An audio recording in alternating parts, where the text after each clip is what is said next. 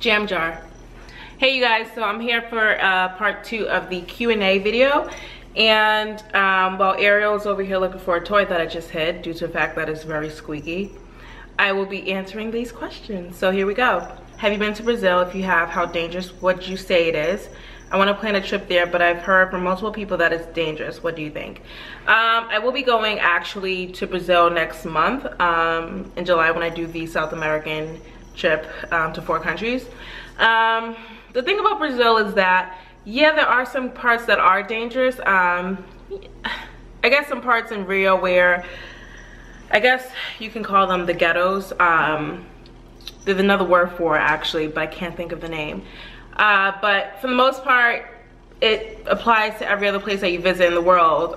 Just make sure that you just don't visit sketchy areas, and you'll be fine. Because Rio is actually a major tourist destination in Brazil, so like if you stay like in the most, you know, touristy areas, then you should be fine. How do you stay in shape while traveling? It's hard for me to pay bills on my own at a young age and travel and eat right. I tend to pick out on vacations.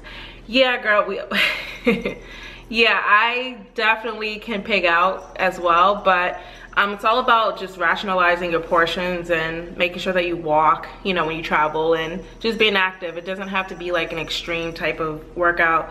I'm still working on my fitness personally, so I mean, from your Instagram pictures, you look totally fine and in shape to me, so I don't know. Just work out, you know, like 30 minutes a day even, and just try to eat as clean as you can. Maybe like a salad, you know, every few days during the week. You should be fine. And I can definitely relate to how it can be hard paying a lot of bills when you're young and you really have no choice but to do so without the help of others. So I can relate to that, and just keep going and keep working hard, so you'll be fine. What is the most challenging thing about traveling, and what are some things that you do to prepare for a trip? Did I answer this question before? Actually, the most difficult part of traveling, to be honest, is just building up the stamina to like hop on and off planes and trains and public transportation and getting around, and also just I don't know, language barriers aren't really much of an issue, as I explained in the other video. It's just more that, you know, you have to just kind of have fun with it, and a glass of wine will do you good. It really would. How I prepare myself is just literally making sure that I'm organized, and I physically write out my plans rather than just typing on my phone, because I like to like visually see how I'm like writing things. I might be weird, but that's how I do it. And I have multiple ways of like listing out, organizing my trips. I write them down, I take pictures, I put them in my calendar, so I'm really organized. Are you getting more tattoos? I see your ink and it's pretty cool. Thank you. I am not. I'm not getting any more tattoos. I'm done for now. Well, for good, because I got what I want to get, and they're all personal, so they all have meaning, which means I don't just get them just to get them. I might fill in my Africa tattoo in the back because it's black, so it has to like get shaded in every now and then. It fades out after a while due to the sun, etc., and just aging. But other than that, no. I don't want to like have like numerous tattoos on my back and, you know, have like a wedding dress on, and it just kind of, yeah. Not to say like people who have back tattoos, they don't look good in wedding dresses. Just my personal preference. Like, you know, I just don't want too many. I have to like think about the future and things like that, so yeah. How do you find deals? cheapoair.com, skyscanner.com. I just make sure that I always constantly look out for deals, and just even months in advance, I just like get curious to know like how much, for instance, it would cost to like go to Japan in like December, and if I see like good deals, I might just book it depending on how cheap it is. So those are like the 2 major booking engines that I use. How do you maintain your hair? I probably would just keep my hair in box braids. Actually, my actual hair texture is 4C, so I have like really, really thick coily hair. So this actually, y'all, this is not my real hair. It's not my real hair, it's actually a wig, hence the headband, you know, just gotta keep my edges back. But yeah, so this is not my actual hair texture. This is actually pretty thin for my hair texture. If my actual hair was out, it would be a lot thicker, trust me. But I usually wear sew-in weaves, sew-in curly hair that is close to my hair texture other than this. So if I decide to go in the water, etc., I'm like good to go, and it just keeps in place. One mistake that I did make was wear a wig in Switzerland when I went skydiving. I thought that I can like have like, you know, a helmet on or something, and like my wig actually like almost fell off of my head in mid-air. I kid you not, I had to like hold down my wig while I was like flying out of the plane in Switzerland. Can you imagine like your wig's like flopping up and down? But yeah, that was embarrassing. Yeah. Do you travel alone? Yes, I do. I do meet people on my way, you know, to different countries, like in hostels, etc. So people that you actually see me take pictures with, and people that I actually make friends with, are people that I actually met in other countries, but I didn't go with them, if that makes sense. So I travel completely alone, except for when I was in Greece. To get a travel agent, that's not a problem, but just expect a big fee. And it, you know, because I used to be a travel agent, so I personally, not to take jobs away from travel agents, I personally wouldn't need a travel agent. Like I said, you can find deals, you know, all over the internet, and you really don't need a travel agent unless you just completely don't feel like booking and searching and all that. That's totally fine. But you can definitely look for the same type of deals a travel agent can look for, but you just have to put the time into it. So I think travel agents are mainly for people who want to book and plan vacations that are time limited. But if you can afford it, cool, but you really don't need it, if that makes sense. So would you ever organize a group trip with your followers? There were like a few people that asked me that in the comment section, and I'll just answer this. I wouldn't mind doing that. Maybe next year I can plan something, you know, whether it's in the country or on a Caribbean island. Nothing that would be too expensive for people, because I have a lot of followers from all over the place, especially in the Caribbean island, I realized. So it might either be like somewhere in the States that's like pretty cool, or in the Caribbean island, or if I do find a deal that's like in a different country such as Europe, and I find like a really good deal that may be affordable for everybody, I will just send that out like a blast email and just like say like, hey, book this ASAP, you know what I mean? Yeah, but I definitely don't mind booking like a kind of like an international meetup, if that's the right word to say. How did you first set about traveling on your own, and how did you feel doing it solo as a young Black female? I would like to start traveling, but I'm afraid traveling solo. Yeah, I answered that question in my first Q&A, so check that out. Okay, with so many exciting things to see, do, and buy, how do you stay on a budget while traveling? I book a lot through Viator.com. They have a lot of like, what's the word? Kind of like, you know, tourist type of things to do for like really good prices. Or I just like Google things like, you know, for instance, I don't know, skydiving in Canada, you know, and like a whole bunch of different things will pop up. And yeah, so Google and Viator are like the main just resources I use. What's your favorite place you travel to? And if you could live anywhere in the world, where would it be? Okay, I love Portugal, I love South Africa, and I love Germany. Those are like my top destinations. Amsterdam and Greece, of course, but yeah, within like the top 5, those would be it. I love Canada and I love Oregon, and especially like Vancouver and Alberta. I had a blast when I was there. So if it was to be in North America, it would definitely be in Canada. I love Canada. What's your thought process in deciding where your next travel destination is? Do you just have a bucket list of places you like to visit, or is it just random in any way? Oof, I think I answered that in my first Q&A, but I will say this. I love to just sit down when I have free time with a glass of wine. And I like to just think of creative things to do, you know, whether it's just like zip lining, paragliding, like just activities, and like see where like the top destinations are for like such activities. Like I heard that South Africa actually is like the #1 destination to actually bungee jump. It's like the highest point, and then it's like New Zealand. So things like that, I just come into my mind where I'm just like, yeah, what do I want to do, you know, in certain countries, and just do it. Have you been to Dubai? And any tips for people who experience extreme anxiety when preparing to be somewhere new? I have not been to Dubai, let alone India.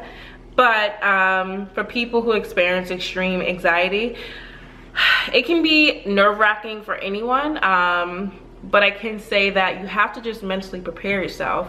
But there's the best thing I could tell you is that traveling can be a great experience and life-changing, or it can be more of a hectic situation, which you don't want. So I would just be very organized. And the more organized you are, the less anxiety you'll probably have, because you'll know exactly where to go, what to do, how to get there, and you'll know exactly the names of things. So it's all about preparation beforehand, and just like have a glass of wine. But no, like seriously, just relax, you know, like take some yoga classes before you go, like just get excited and hyped for it. That's the best advice I can give you. So yeah, and just keep in contact with friends and family while you're away. That way they can calm you, make you feel at home. So yeah, don't worry about it, it'll be good. Can you tell about your trip to Hawaii? Like, how did you get an affordable flight, best sites and attractions, anything you would recommend? I actually have on my blog a post about my trip to Hawaii, Honolulu, and I got it for like $500 round trip actually, on cheapaware.com. And it was from Boston, obviously, that's where I'm from, to Honolulu, and it was like, yeah, like 500 and like I think 550 to be exact round trip. So I caught that deal because it was like a flexible date, which means I had to be there for a certain duration of time, whether it was like the time that I wanted to be there or not. That was a deal that was offered for those dates, and it just happened to be around Thanksgiving. So I spent my Thanksgiving there, which was great. You know, I met some great people, and I met my great friend Sina in Hawaii, and she's the one that I seen in Germany that I went to visit. And yeah, it was all worth it. So the activities that you can do in Hawaii are almost like endless. Like you can go scuba diving, snorkeling, paragliding, skydiving, you can swim with the sea turtles, shark diving. Like there's so many things that you can do in Hawaii, and it's like an amazing place. So definitely try to look out for deals there. Depending on where you live, it can be cheap or it can be really expensive during certain times. So check that out. Which apps do you use for finding places to eat and adventures while you're traveling? By the way, thanks for suggesting Jam Jar. It was cheap and good. Hey girl, hey. This is Jam Jar, by the way, and it is really, really good. It's really sweet, and but not like too sweet. I know some people don't like too sweet wine, but it's like the perfect amount. It's like the perfect amount of like sweetness, and you can get it at your Whole Foods, your local Whole Foods store that sells alcohol. I know some Whole Foods sell wine and beer and all that, or you can like actually go on jamjar.com, I think it is, and see where your local liquor stores actually sell them. So yeah, I highly suggest it, and it's very affordable. And this is not an endorsement, so it's just really good. But I use Yelp to find places to eat because they have reviews and photos of like food and what people eat, and like they have all the information you ever need. And you can actually use Yelp as a kind of like a map to get to the destinations. For an example, here it is. So in case your Google map fails you, you can use Yelp actually for a map. But yeah, I use just Yelp usually for like almost everything. And if you don't have a Yelp app, you should definitely get it on your phone. It's very useful whether you're traveling or just like, you know, in your own city. I want to know some advice you would give to almost college graduates about traveling before going to graduate school. Take advantage of your time. I personally never went to graduate school, but for those who actually have like some time before you go, like in the summertime or on your break, I highly suggest organizing like probably now. So there are plenty of destinations you can go to that are affordable before you hit those books, girl. Where did you take your first trip out of the country alone? Because that's what I'm having a hard time deciding for myself. The first trip that I took out of the country actually was when I did the whole Europe trip last year. And it was, yeah, it was definitely a big, you know, a big deal because I went to see 6 countries, or was it 7? 6 or 7 countries. And so that was the first time I actually went out of the country. So if you want, you can start small and you can do London, because that's usually everyone's like first, almost like everyone's first like European city that they visit is London or Paris, because you can get like pretty good deals there depending on what time of the year. It's, you know, London is like a very, very nice city. It's a little expensive, but they speak English and they have really great personalities because they're hilarious and they're very sarcastic people. So if you're like an outgoing person, you like the city, pretty much if you like New York City, then you will love London. What's the best way to get cheap flights? These airline prices are outrageous. I'm not paying $600 for Vegas. I understand, Miss Peaches. $600 to go to Vegas round trip is a little bit too much. You can definitely find a round trip ticket to Vegas for like $250. I kid you not. And I live in Massachusetts, so it's literally like the opposite side of the country. Vegas is very cheap. Like hotels, flights, I don't know what website you were looking on, but try cheapoair.com. Because like I said, that's like my favorite hands down website to book flights. And use hotwire.com to book hotels. Definitely use Hotwire. I love Hotwire. Like I said, $600 round trip for Vegas. You might as well go to LA and then like drive to Vegas. That's like a little road trip for that price, but including car rental. That's crazy. What's your sexuality? I am straight. I've gotten that question before, and I'm not sure what indication that I've given that I might come off being lesbian or bisexual. But yeah, I don't know. If you could pick a destination to call home other than Boston, what would it be?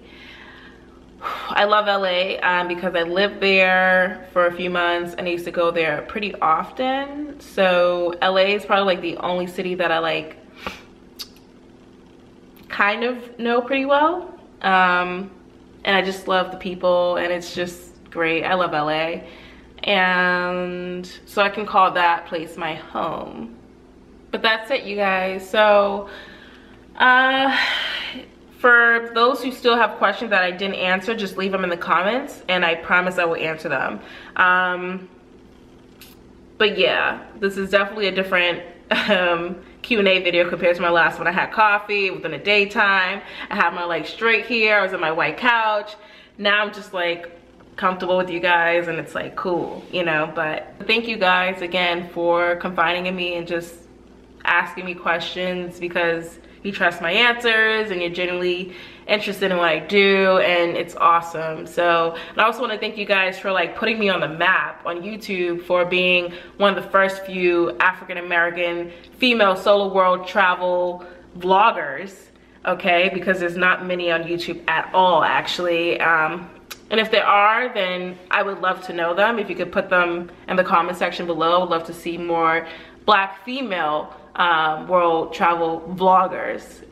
It's definitely a big deal, and I'm trying to like break that wall down between not just doing YouTube videos on like hauls and like makeup tutorials, which is great, don't get me wrong, because I watch them too, but I would love to see more diversity when it comes to the female community on YouTube. And yeah, it's just great that you guys are supporting what I'm doing, and I'm going to continue inspiring you guys, and you guys actually make this happen by keep pushing me and wanting to do more, and the support is everything. So cheers to that, and I'll see you guys tomorrow. And that was today's vlog, so thanks for actually giving me something to vlog about, because today was a pretty ass boring day. So I'll see you guys tomorrow. Peace, love, and happiness.